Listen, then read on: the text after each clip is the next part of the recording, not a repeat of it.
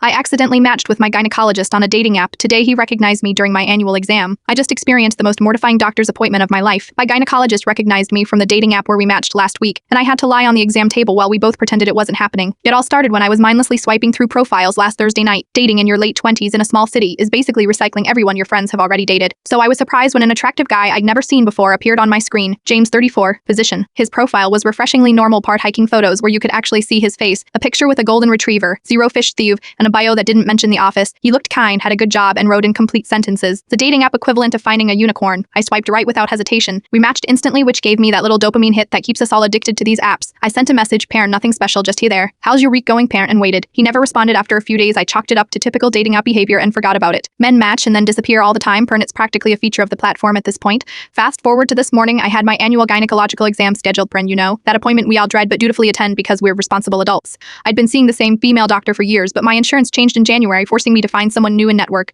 The medical assistant led me to the exam room, handed me that paper gown that never quite closes properly, and said the doctor would be in shortly. I changed, climbed onto the table, and scrolled through Instagram and to distract myself from what was coming. When the door opened, my heart actually stopped beating for a second. Hi, I am Dr. Richards, but you can call me James. It was him, dating app James, standing there in a white coat with my chart in his hands. Our eyes met and I watched recognition dawn on his face. That flicker of wait is that followed by the slight widening of eyes that confirmed yes, it absolutely is. For a split second, I contemplated grabbing my clothes and making a run for it. But I was already in the paper gown, feet in stirrups, and honestly finding a new in-network gynecologist would take weeks. So I just smiled weakly and said, nice to meet you. He cleared his throat. Have we met before? I considered my options. Lie, acknowledge it. Polite sudden illness. I think we matched on Hinge last week, I said, deciding honesty was the least humiliating option. You never messaged back. He turned a shade of red I didn't know was humanly possible. I am so sorry, I delete those apps every few days when I get overwhelmed. I wasn't ignoring you specifically. That's when the medical assistant walked back and completely oblivious to the awkwardness thick enough to cut with a scalpel. What followed was the most professional yet unbearably awkward medical exam of my life. Dr. James was the epitome of medical composure, explaining each step, clearly maintaining appropriate distance when possible, and generally behaving as though we hadn't both seen each other's dating profiles less than a week ago.